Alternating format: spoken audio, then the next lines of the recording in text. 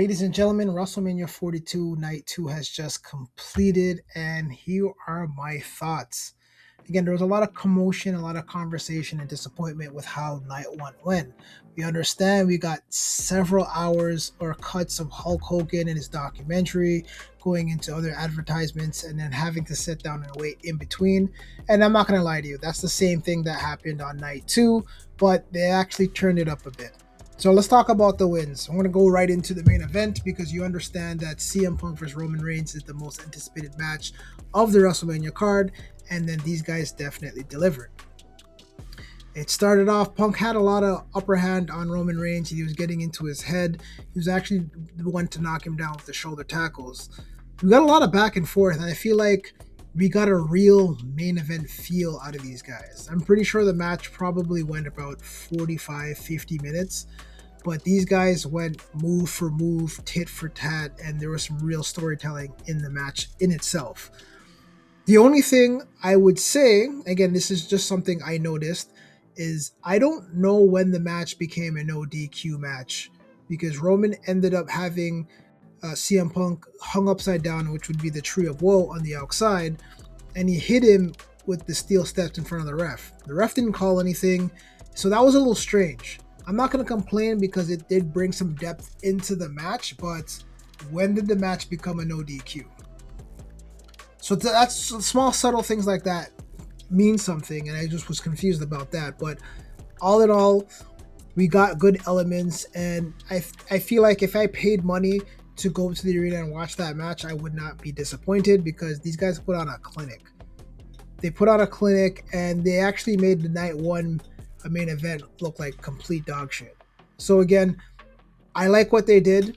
Roman Reigns is your new WWE World Heavyweight Champion. And again, I believe there's more depth in storyline for him winning because now you can integrate the Usos or any other Samoans that you need to kind of complete the bloodline again, because what is a tribal chief without a tribe? So stuff like that brings some depth into wrestling and new storylines. And again, Roman might be full-time again to stay on the show, so this is a good opportunity for that. And think about the new feuds that can come along, because right on the post show, Obafemi has called out the OTC, especially with his performance, and we'll get to that very, very shortly. But that match was good. There was a point in time where, CM Punk took off his hand wraps, threw it at Roman. Ref went to pick it up, was throwing it outside the ring. He hits it with a low blow, and then he slides him the GTS. Roman kicks out. So again, great storytelling. Again, very solid match. I definitely give that match an A grade. It caught my attention. There was some bloodshed. People went through the announce table. CM Punk got power bombed. Roman held an elbow drop again. So there was a lot of high tension spots that allowed me to invest into the match. So again, kudos to those guys. That was a great main event.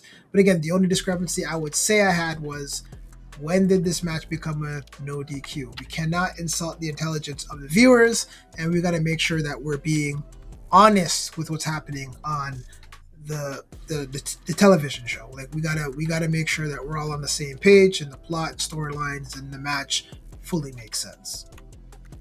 Now that we got that out of the way, we actually kicked off the card with Brock Lesnar versus Obafemi. And again, there was a lot of anticipation, man. I was waiting for this match.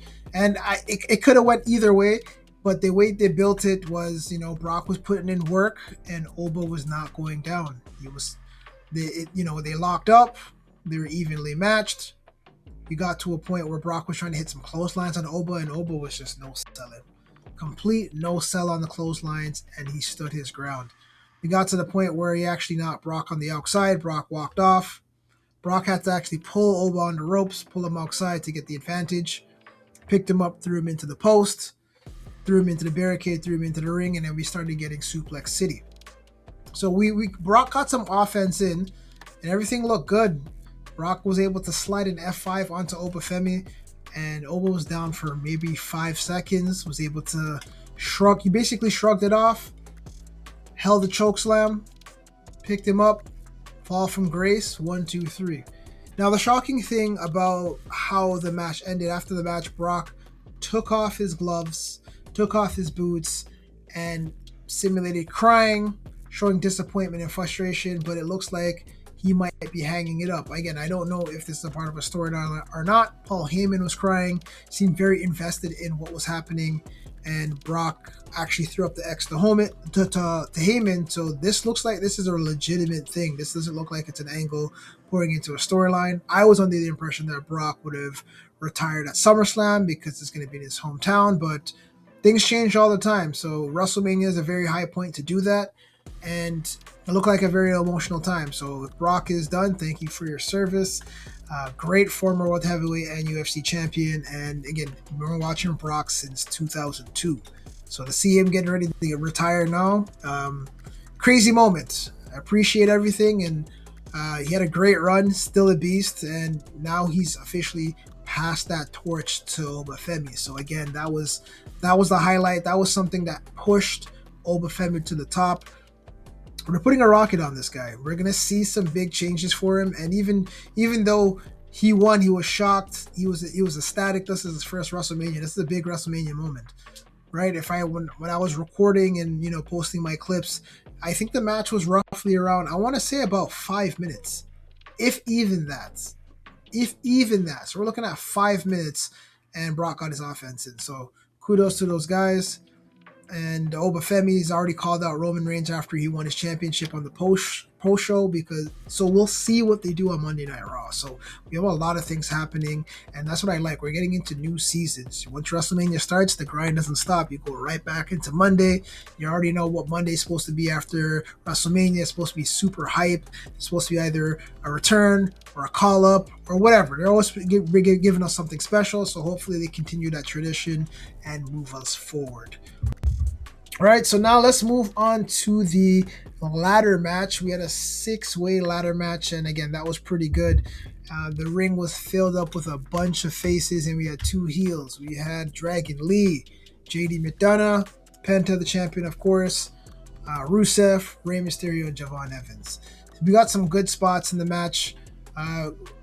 Penta was able to hit a Mexican destroyer on JD on a ladder that was hooked up on in the corner, and that effectively took him out of the match. We seen Javon Evans jump off the top rope and hit a cutter on Rusev off the ladder. We've seen 619s with chairs. Like we've seen it all. So again, the match was pretty good. We got some good hype, and I think we had the right members in that match. We had a couple high flyers. Well, again, everyone seems to have high flying ability, with the exception of Rusev. He's the muscle in the match, and everyone did their part. So ultimately, Penta, still the man, went in, won his match at WrestleMania, and was able to successfully retain his Intercontinental Championship. Now we have Jade Cargill versus Rhea Ripley. Now, going into this match, there's always been concerns. You hear all the buzzings online of Jade. She can't wrestle. She forgets her spots. She seems clunky. She doesn't flow well. And I'm going to be honest with you. I watched this match and I didn't see any of that. This match was actually pretty good. Despite all the animosity that I've been hearing online about Jade and Rhea Ripley and going back and forth on Twitter, they were able to at least keep it professional enough for them to run a match and let the match run its course.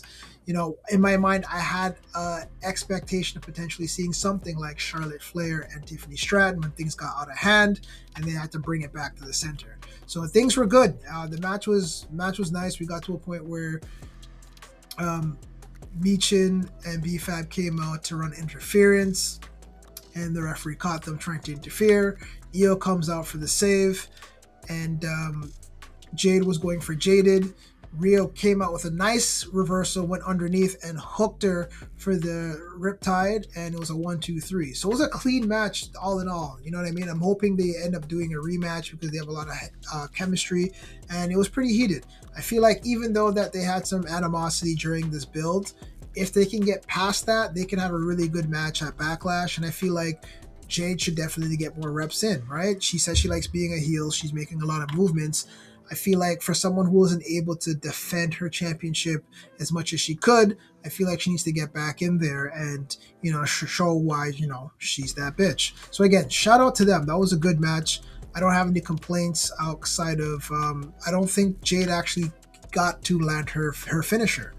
That was pretty much it. So I think a storyline could be established on, all it does is take one Jaded and it's over. So Rhea was able to escape that, and then that kept the match going on, right? One thing to note is Rhea did give Jade a nasty electric chair drop. It looked like she landed on her face. So the match was pretty physical. Jade, for the most part, had the upper hand in the match, and she seemed, again, like she seemed like she was the muscle, but ultimately Rhea, with the ability and the momentum, was able to go out there and get the W. So again, I'm liking WrestleMania at this point, right? Like things are good.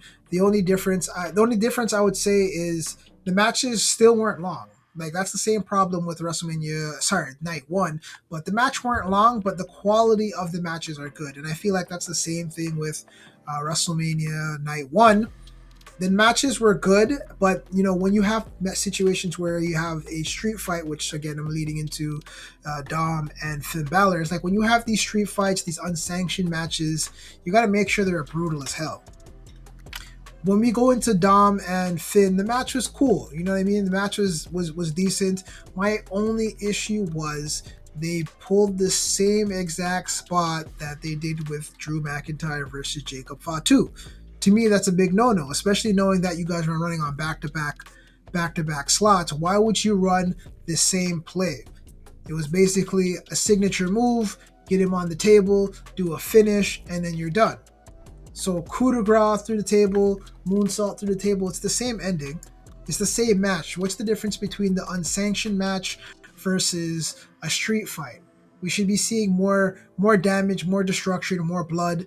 Of course, they had, Finn Balor got thrown through a table as well, but we need to see more of that. If you're gonna have an unsanctioned match or a street fight, take these guys a little bit further, get them into the crowd.